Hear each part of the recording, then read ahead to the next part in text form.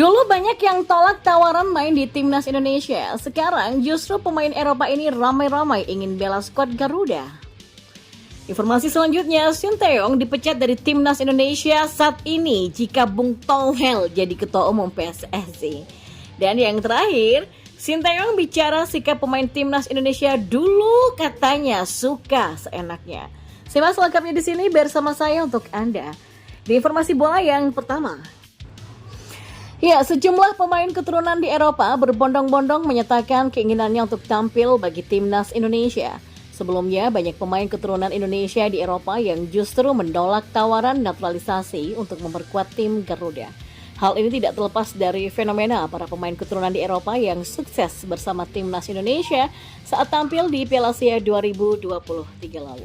Maka dari itu pelatih timnas Indonesia, Sinteyong, menyambut keinginan baik tersebut dengan bakal berkunjung ke Belanda untuk mencari pemain keturunan yang berkarir di sana. Dan berikut adalah nama-nama pemain keturunan di Eropa yang menyatakan minatnya untuk membela timnas Indonesia. Yang pertama ada Daniel Klein. Ya, penjaga gawang asal Jerman berpostur 191 cm ini dirasa cocok untuk memperkuat lini pertahanan timnas Indonesia yang saat ini diisi oleh Hernando Ari. Daniel Klein yang pernah tampil untuk timnas Jerman U15 serta U19 itu diketahui pernah dihubungi oleh PSSI dan dia dikabarkan bersedia menjadi bagian skuad Garuda. Yang kedua, Jairo Riedewald. Ya, Jairo Riedewald menyatakan minatnya untuk tampil bagi timnas Indonesia di media sosial Instagramnya. Ia memiliki keturunan Indonesia dari sang nenek yang berasal dari Ambon. Namun, pemain Crystal Palace itu sebelumnya sudah pernah bermain untuk tim senior Belanda dan artinya peluang Jairo untuk dinaturalisasi timnas Indonesia sangat kecil. Yang ketiga, Dean Zenderbergen. Ya, striker Sparta Rotterdam U21 ini dapat mengisi kebuntuan di sektor serang timnas Indonesia yang diketahui kesulitan dalam mencetak gol. Dean Zenderbergen dikabarkan tertarik untuk tampil bagi skuad Garuda usai mengikuti akun Instagram PSSI dan memiliki keturunan Indonesia dari sang kakek. Yang keempat, Jayden Houtriet.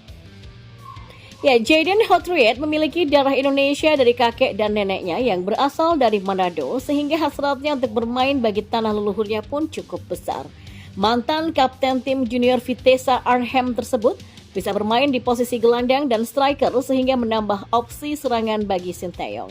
Kini Jayden Houtriet bermain untuk klub kasta kedua Liga Belanda yakni Willem II Tilburg dan kerap dimainkan sebagai pemain utama.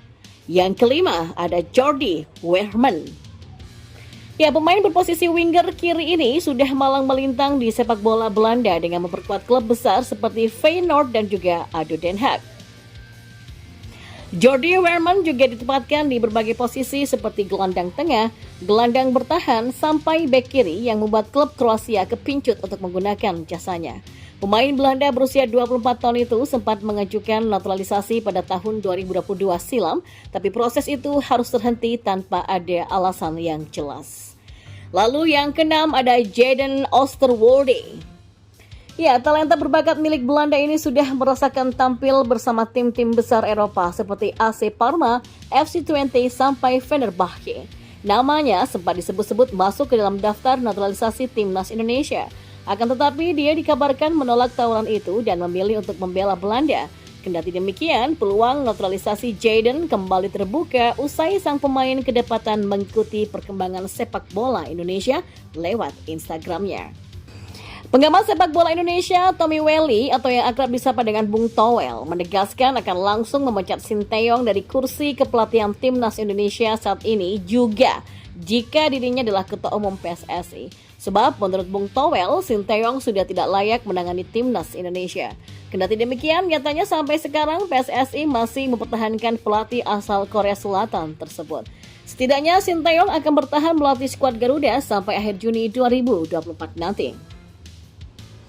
Sinteyong pun berpeluang menambahkan kontraknya sebagai pelatih timnas Indonesia andai berhasil mencapai target yang diberikan oleh Ketua Umum PSSI Erick Thohir di Piala Asia U23 2024 yang akan bergulir di Qatar pada 15 April sampai 3 Mei 2024.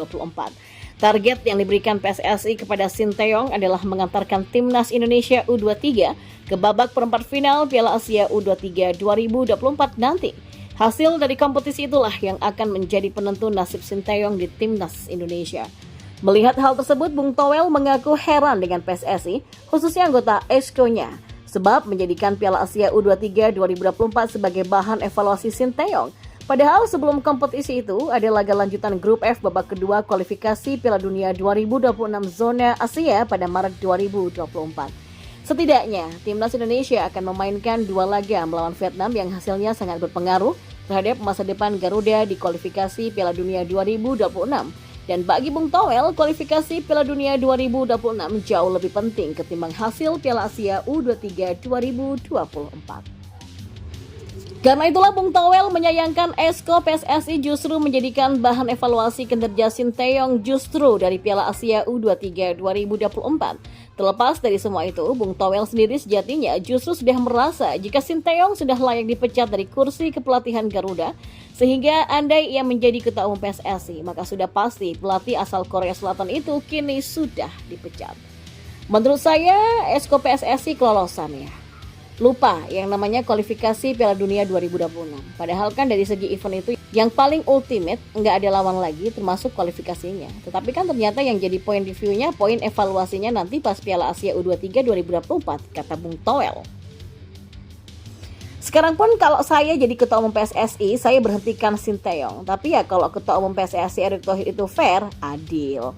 Dia bilang dia profesional, menyelesaikan kontrak yang sudah disepakati sampai Juni 2024. Pungkas Bung Toel.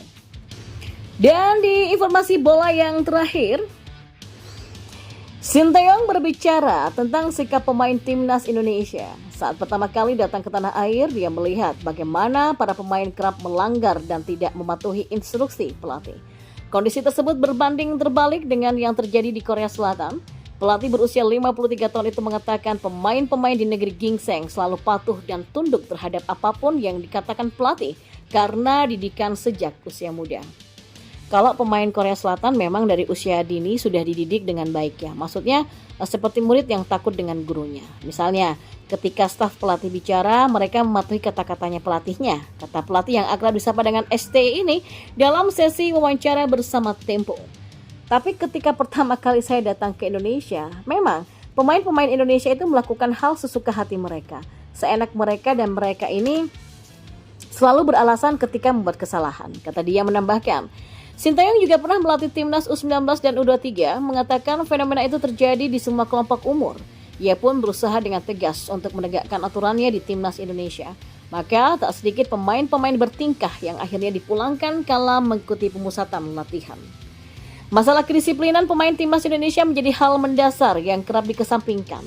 Ya, penyakit ini hampir selalu terjadi di setiap generasi, dari menjaga asupan makanan sampai ketepatan waktu memulai latihan. Kini Sinteyong memastikan bahwa para pemain timnas Indonesia sudah berubah. Budaya-budaya indisipliner diklaim perlahan mulai hilang dari tubuh skuad Garuda. Timnas yang sekarang ini bukan timnas yang dulu. Jadi masalah makanan dan kebiasaan sehari-hari sudah diubah. Mereka sadar bahwa harus patuh dengan pelatih, akhirnya sampai sekarang banyak perubahan, ujarnya. Walau begitu, Sinteyong tidak menjamin ketika pemain kembali ke klub, kedisiplinan itu akan dibawa juga atau tidak. Hanya saja saat berada di timnas, dia selalu mengingatkan anak asuhnya untuk meninggalkan semua kebiasaan buruk demi lambang Garuda di dada. Kalau sudah masuk pemusatan latihan, saya bilang ke pemain, kalian itu mewakili negara. Saya hanya tegaskan itu dan pemain menyadari lalu mengubah dirinya, ujarnya.